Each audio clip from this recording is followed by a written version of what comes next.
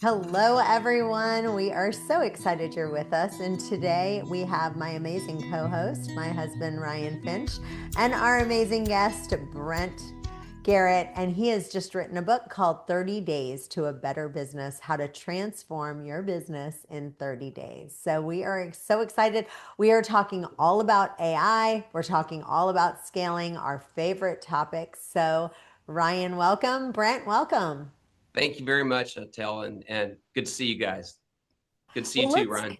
let's dive right in. Give us a little bit of background of kind of what led you to write this book and a little bit about your business and things that you've done to scale your own business. Sure. Well, I'm the son of a plumber. I started in the plumbing and air conditioning business at the age of 12 on the end of a shovel.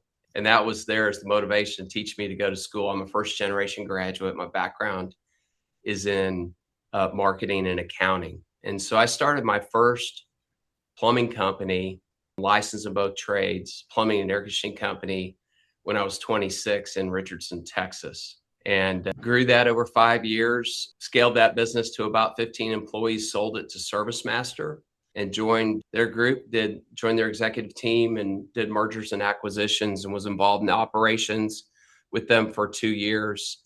Learned a lot, got my corporate experience there, good and bad, I think. The good, bad, and ugly, maybe I should say. And then I got hired away to be a CEO of a real estate management company in Memphis, Tennessee. And we were in 14 states, did that for 3 years. Kids were about ready to get in school. We got back to Texas, closer to family. And we've been in residential plumbing and air conditioning ever since then. We've got some real estate holdings. And I've just started in the last 2 years a coaching business where I coach other small business owners, mainly skilled trades lane, but I work with other small businesses. You just mentioned the book, and that book is really 30 years of lessons that I've learned. I've been inches from bankruptcy, and I've had commas by my net worth, and the commas have stayed here recently. The near bankruptcy was quite a while ago, but I don't hide anything. I talk at the beginning of the book about how I took my eye off the business and almost lost one. And it's 5 weeks. It's about 1,200 words per chapter, 30 days, where we break it up, and each week has a focus item. And the first week is sales. That's what I hear most about from my clients. The second week is about leadership, and the third week is about business planning, and mainly told through a narrative. And then the last 2 weeks, week 4 focuses on accounting and KPIs and scaling your business. And the last week is really just putting it all together and identifying what great companies all have in common. And then there's an appendix in the back, and that's the book. There you I go. love it. Well, let's give them a little bit of a tasting. If someone is really trying to scale their business, what are some of the tips that you give in the book that they need to do right away? Yeah, sure. Well, the book starts with sales, and most of my clients, sales covers a multitude of sins, and it's usually the one thing that somebody wanting to grow and scale their business feels the need and understands that they have to grow that top line. The other things follow, but what I find is there are 5 real stages to scaling your business. One is you're a solopreneur, just like when I started. You start out and everything's growing and you're good at what you do and you're putting some money in the bank. You don't own a business, you own a job. But it's your job, and there are a lot of benefits with that. Then you start to go into that next phase, and what I call the teaming phase.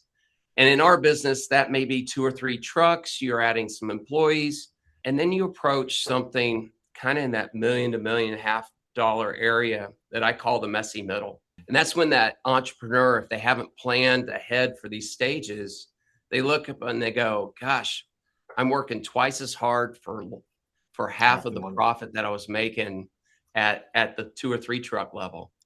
And that's really when somebody decides to push on through that, tool themselves and scale to move toward coaching the coaches, which is that 4th phase. Or they get really frustrated and they throw up their hands and they say, you know what, I'm going back to where I was when I could control it and I knew what I was making and my lifestyle wasn't being compromised. And so if they, in that messy middle, go to coaching the coaches, there are some very distinct things that 80% in my lane, 80% just aren't willing to do, but 15 to 20% do scale, push through, and they don't own a job. They end up owning a business and building a legacy. Just on the other side of that wall, we've got a service company running, and the second generation's there. My son is 26 and working in the business. Because what I found is every small business has two problems. One is liquidity and equity, and then the second is exit strategy. And so if we move toward that owning a business, we start focusing on a legacy and we start focusing on liquidity, because all of our capital sitting in that business, at some point, you want to be able to get your money out of that business and over into an investment account where you can make that money work for you. There's two kinds of work: people at work and money at work. And we want to get as much money working for you, because that's why you started the business. I hope I put that all and I answered your question. So no, that's great. Great. And I agree with everything that you said. I think we align. I'd love to hear a little bit about your thoughts on AI. Like, I'm feeling, it's funny, you said you're a plumbing company, and everyone's saying if you're an electrician or you're in the plumbing industry, those kind of businesses are really going to make it. But if you're in the coaching and information business, those businesses are a little bit on death's door, right? Because the information and training business, so much of it can be now taught on AI. And so, coaching's a little bit different, because I do think that people want to work directly with people, and, people work with people. At some point, you can do so much with AI, but at some point, sometimes, when we do coaching, it's a little bit of a therapy session, which you have to do that person to person. But I'd love to hear some of the things that you've done to kind of say, okay, what do we need to do to modernize or save the company a lot of money in this age that you're going into? Yeah, the accountant in me would say every dollar of overhead saved goes straight into your pocket. Anything that you're spending that's not going to perform or toward your service or whatever, the product that you sell or what you provide, overhead is something that just robs you of your profit. So what I'm finding in small business is I think it's a really exciting time to be in small business, because AI is really streamlining and reducing some of our overhead dollars and dropping it straight to the bottom line in the use of time. And we could probably talk about this for hours and hours, but I think there's a phase that my company went through. We were fortunate enough we're on a Google workspace or Google admin platform. So we're in the Google suite of environments. So it was easy for us to move to Gemini really quickly. I know some people might use ChatGPT, or you might have your favorite flavor of the day, but it was just real easy for us to stay with Gemini. So the first thing that started to happen was we started communicating differently. Time it took to draft things, some of the small things that might be not of a legal matter, but something that we would hire other services like an accountant or an attorney to do. We could draft a letter, send it to the attorney and say, hey, can you take a look at this? It started saving us dollars in that way, but also in turnaround time with our competition in the form of proposals, correspondence, that kind of thing. And what I'm seeing is in that space, Gemini just continues to get better. I'm sure Chat and everybody else is getting better, but it's just streamlining, and we're able to move more work in a faster way. I would say for a small business, sometimes you have a varied skill level, and the professionalism of the product's even better. That's what I find as well. That next phase that we're moving our business into is starting to use AI agents. We're using Claude and sometimes Codex to look at, well, a great example is our voice over IP system. So every phone call that we have, we're letting an AI agent learn from all of our culture and our culture documents, spreadsheets, and our conversations with customers. And what's happening is it's learning to a point where we'll start quickly using bots to handle certain types of business, certain types of conversations. And while that might sound a little bit of, oh my gosh, we're really losing contact with the customer, it's really not like that. It's streamlining things. I'll give you an example. You know that we have a check part on a service call, and instead of us having to remember to send an update on where that is, you have the proper software in place. It can read that and update your client or customer on a daily basis and touch them and say, look, we're still looking. It says it's going to be here in 2 days, but we wanted to give you an update. Those types of things are happening without a person having to, hit the mouse and send the message. So those are some small ways that we're doing it. If you are a business owner, then you cannot afford to miss the Grow, Scale, and Exit AI event.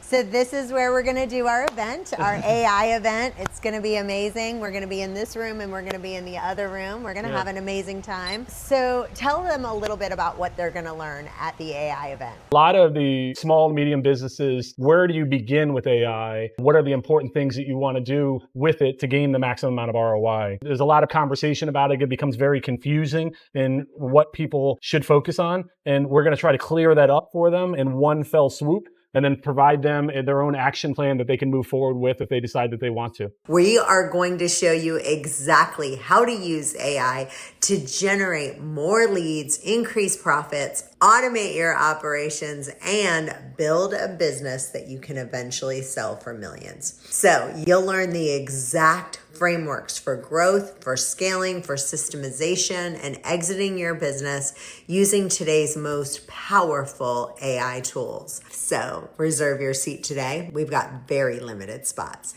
Very limited. So recapping that a little bit, you're saying, hey, we're taking anything we're outsourcing. The first thing we can do is, instead of sending it to accounting or law firm or whatever it is, anything we can take that we outsource on that's not on our normal payroll, we want to add those in and add AI there. So we remove that overhead by simplifying and bringing it in-house without the cost. And then the secondary thing it sounds like you're saying is you're driving in the logistical side. So once you've sold and brought in a new customer, you can maintain and service them at a high level without having to spend manpower to maintain and make them happy. So now you've sold a new customer and now you've made them happier, which keeps them maybe for a longer lifetime. And then you've increased your lifetime value without having to spend. That sounds right. And Ryan, to take that one step further, we believe, or I believe, for us to stay ahead of the curve on client satisfaction, if within 2 years, maybe sooner, if we're not able to take an incoming call and have some kind of resolution, either we got you the information you're looking for, or we got you scheduled within 30 seconds, I believe we're behind the curve on how fast things are moving.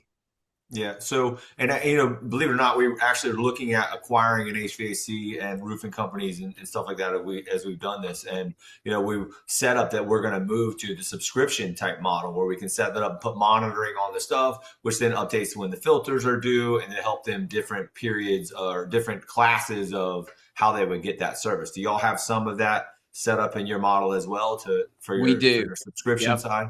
Yeah, absolutely. Absolutely. Like a great example of that would be if you're wanting regular maintenance, maybe you want your HVAC system checked and maintenance twice a year. That's almost a process where you can go to the website, learn about the product, engage and schedule without really having to talk to somebody or pick up the phone. And I think I want you to talk a little bit more about what systems you're using for AI, because I think that people are in their mind, they're using ChatGPT, maybe they're using Claude or, Manus AI to like ask it questions, but they're not using it as an AI agent. And you actually need to come. We're hosting in July at the St. Regis, which is like the most amazing St. Regis in the whole US. It's brand new. It's in Longboat Key. And we're doing it actually, one of our friends owns the penthouse. So we've rented out, well, we're going to be using his penthouse, and then we're also using like this whole mastermind area, and it's all going to be only for business owners that want to grow, scale, and exit their business. And Sure. we're doing a huge mastermind all about AI, having like the biggest people And he owns in the the AI AI company. space. Yeah, Yeah, he he owns owns the that AI AI company. So company. then we're segueing the two things like you're talking about, like the business coaching, bringing in business owners, and then adding the AI side to it at a really luxurious place. So Yeah, so you've got to come with us to that for sure. Would But love and to. yeah, if anyone's interested in that, just go to canzel.com/St. Regis, STREGUS. That would be amazing. We'd love to have you there. But I want you to kind of break it down for people, because I think that they're thinking I'm using AI, but they're not thinking about using it in the realm that is possible, like with the AI agents. So kind of dive into that a little bit more about how much those AI agents can do to help you. Yeah, I think you're spot on, Chantel. I really do. Let me talk about what we do. And then I'm going to give you an example of what happened yesterday with somebody on my team that I was just blown away that they had learned, taken it to this extra step. So everything we do in my business, because I think because of my background in accounting, I just gravitated towards spreadsheets. About 5 years ago, I started saying, hey, look, we're at a level, we were about half the size we are now. We run about 17 trucks, over 5 million in sales and residential. So we were around 3 million. And I said, if we're going to scale this business and keep growing, and we're on our way to 10, I've got to get everything out of my head and into process for everybody in the company. And so what I did was I started building these spreadsheets of information and data, and that's the way I process. What we're doing right now, and that's accumulated over the last 3 or 4 years, and they run the business. I don't. I coach the coaches. I'm not involved in the day to day, but I'm certainly involved in strategy and marketing, recruiting. But I'm really the company trainer, and kind of, for lack of a better term, I'm the motivator of the team, just trying to keep everybody pumped up. And I love that role. That's what plays to me well. But I have You all know, these spreadsheets now, and what we are using Claude for, and this is to your point, me taking that one step further rather than just, hey, write my email for me, right? This is taking all of these spreadsheets, learning from it, and we're sending it prompts and commands to refine the process.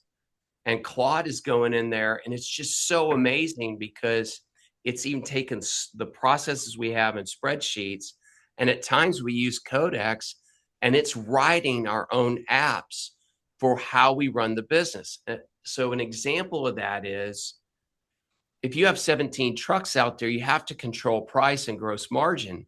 Well, we had an app written within our company that we own. We didn't have to go buy a subscription. Claude and Codex helped us with that, where we have an app now that the technician just uses, and we ensure what our gross margin is out on the job. Well, let me tell you what, if you lose a couple bucks on every sale, you're going to be out of business. So if you're scaling your business, there's an example of how they took something that we did very manually and took it and turned it into an app internal for our own proprietary use. So I do want to tell you about the thing that happened yesterday, but any follow up on that? Did I hit um, what you were talking about? yeah, well, one of the things that I think is really interesting, there's a new thing that you can do, and it's actually called a GPT. So like a lot of times people think Chat GPT, but there's a new thing called GPT, and it's basically an app that functions inside of Chat GPT, and you can actually create it to basically be a version of you. So like for example, like I can have a Chantel GPT, and like I can upload everything about like all my videos that I've already recorded.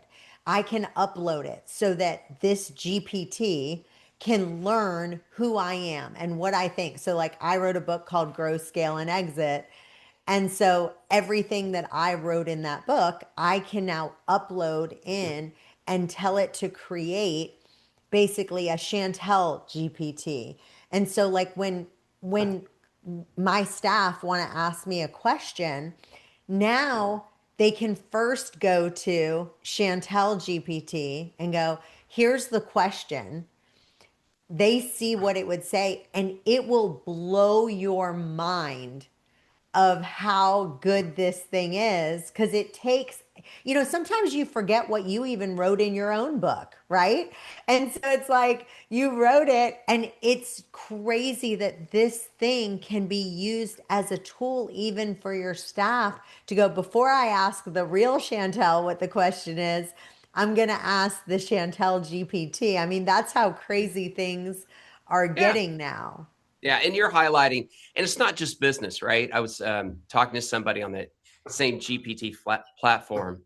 You can share a lot of that about who you are, and it can start to develop a part of your personality and what your thoughts and views are, to where even your kids can go back and say, I wonder what dad would have done with this situation, or what would their thoughts be on that? And they What would build Jesus that do? same thing. So it's certainly in the realm of the business. And so I think we're both saying the same thing. I will say this, at least in the service industry, there's a magic moment in my business that can't be replaced by AI. And that's when I'm in front of a customer in their home and we have to perform a service. Now, that may lead to more DIY, I get that. But I think the human nature of the uniqueness, because Chantel is a uniqueness to you and Ryan and myself, that they're going to want to hear some things from you directly.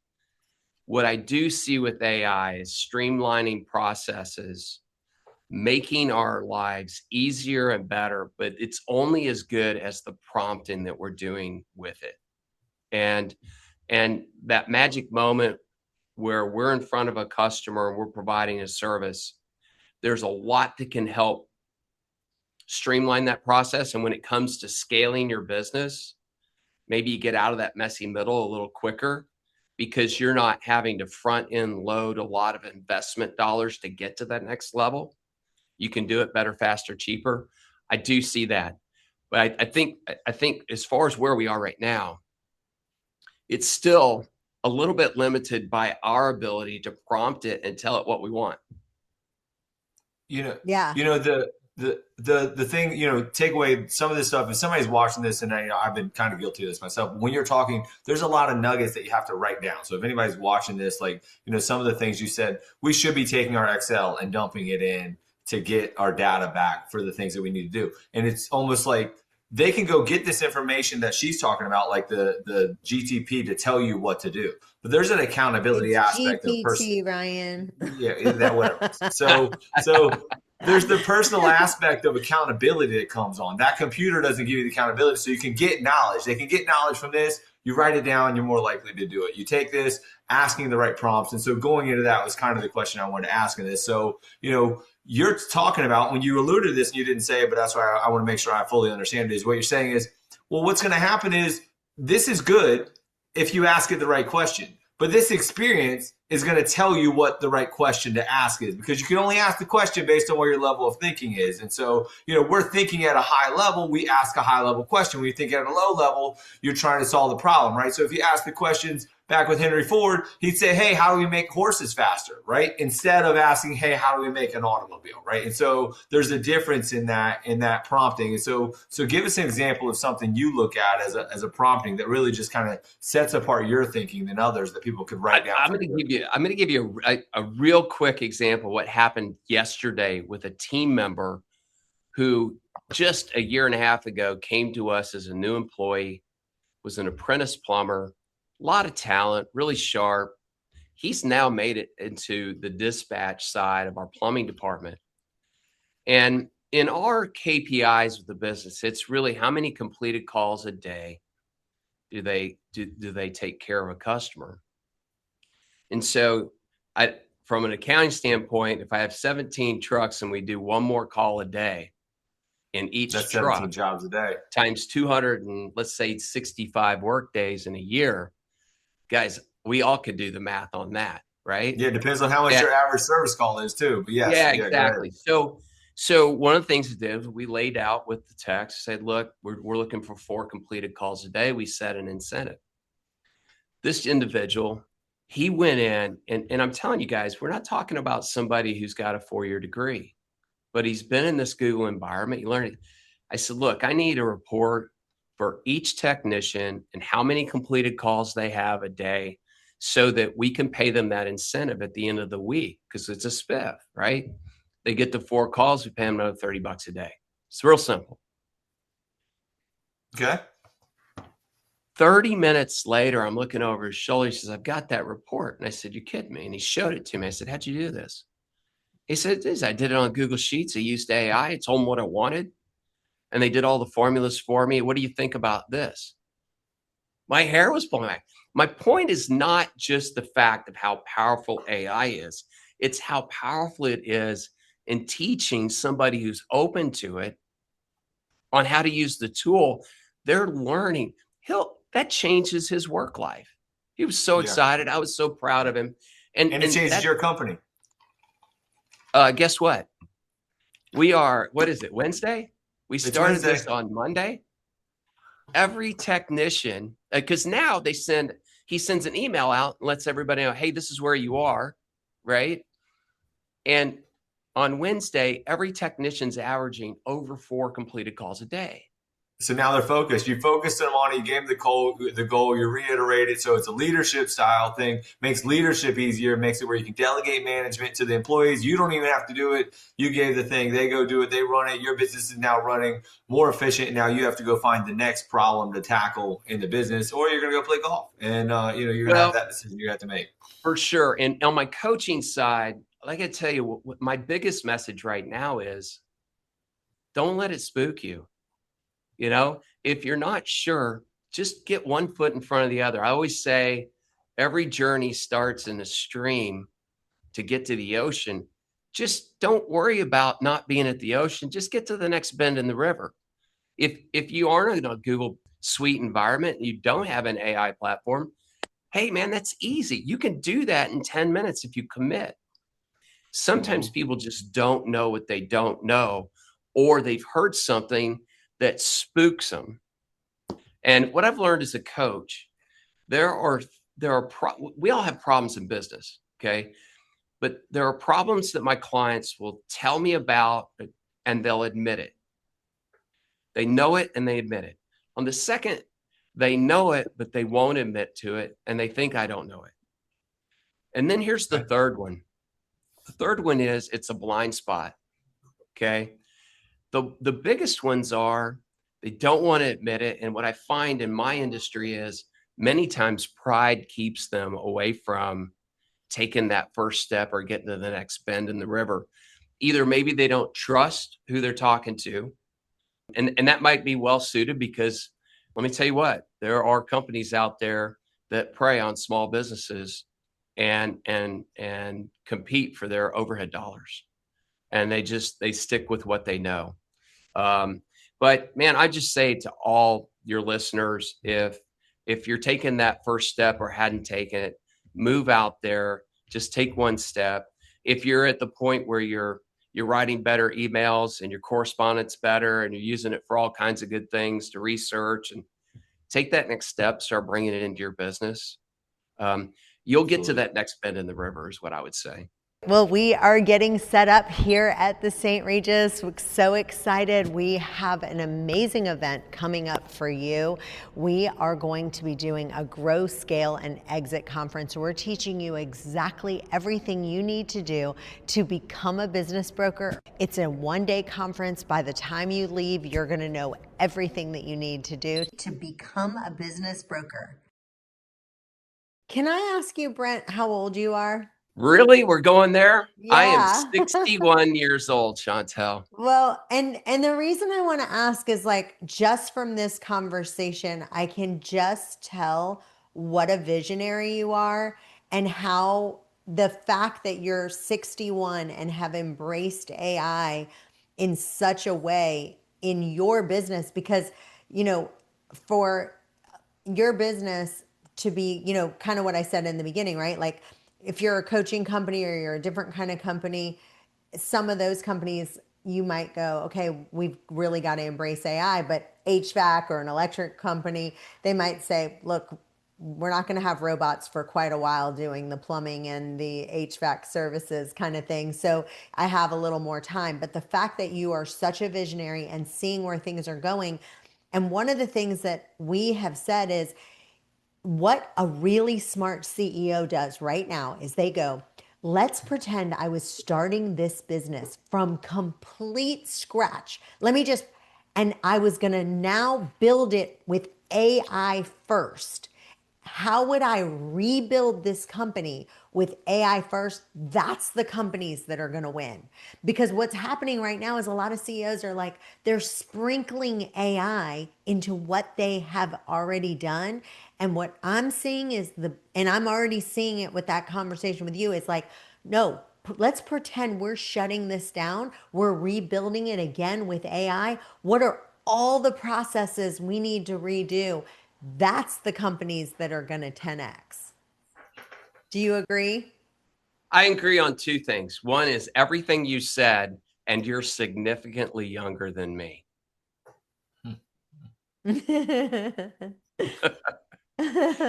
know about significantly, but I am a little younger. Well, hey, you know what? I think I'll say this to everybody that's in owning a business, let's say that's over 50.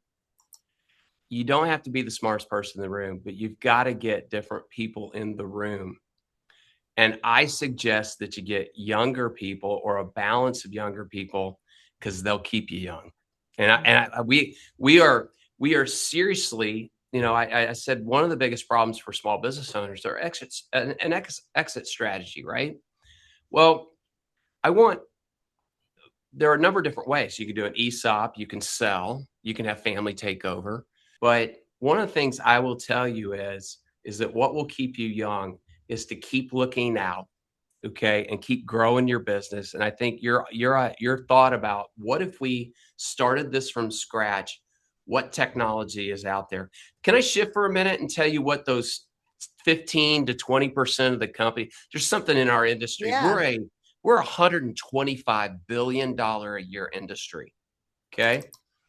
Here's some stats. 80% of the contractors of that 125 billion, 80% of them do less than $1.5 million in revenue a year. The other 15 to 20% are doing over $1.5 million. And there are distinct things that those two groups are not that they're doing differently. Okay. So let's just talk about the 15%. The first one is they think who, not do. They think who's going to do this, not do it. The second thing, and what we've been talking about primarily here, is they have a back office technology operating system that is making their lives better, faster, cheaper. Now we talk about AI, but we're leveraging technology. The third thing is that they scale their business and they are intense about recruiting. It is not something that they go do when they need to fill a spot. It's a part of their business every day, recruiting and selling their business to prospective team members.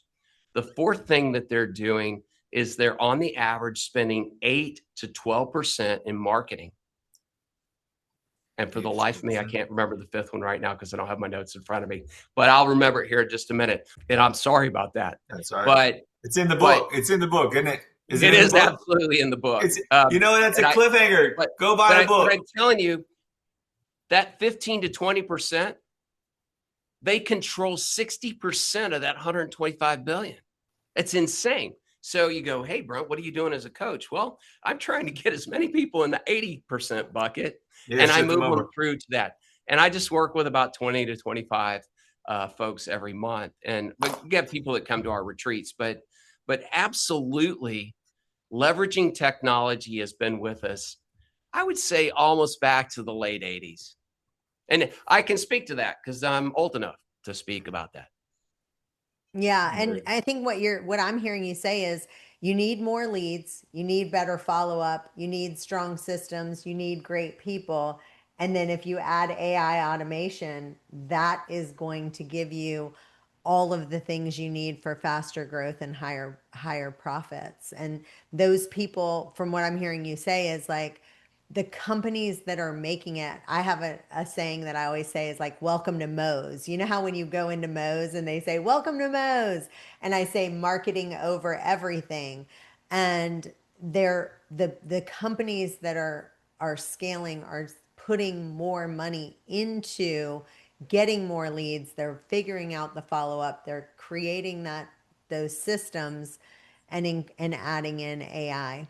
Any other last tips that you want to give people right now that would get them to help scale their business? You know what? I think you don't have to do it on your own. I think I'm a big believer that leaders are readers. I also believe that at some point in their life, realize they don't have to be the smartest person in the room, but what they have to do is get the smarter people in the room. People that are entrepreneurs, they make good decisions. They're driven. They know how to sell. They know how to sell their ideas. Sometimes what keeps them from breaking through is thinking do, not who. Now, Yeah. what's made them so successful to a certain point is they're very resilient. They're very driven. And those aren't always the ones that open up the room and say, there's space in here. Bring me your best ideas. When really what they do very, very well is get people to believe in them, believe in their thoughts, believe in their concepts, and believe in their vision. They want to be led. AI is not going to lead anybody into a goal. I can tell in just visiting with you guys, you have a lot of charisma.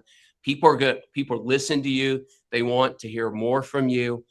AI is a great tool in organizing your thoughts, but they're not going to lead and communicate to people and inspire people. I don't think that's going to happen.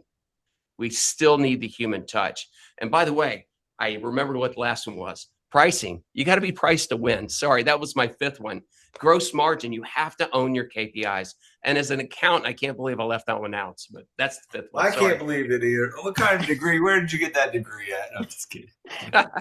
Well, and I want to say one more thing about tracking the numbers. We have on our website for free, if you go to canzel.com and click CEO scorecard, and it can be used for plumbers, it can be used for anyone. But like if you own a plumbing company, you should track key performance indicators like the number of incoming leads. What is the booking rate? What's the average job value?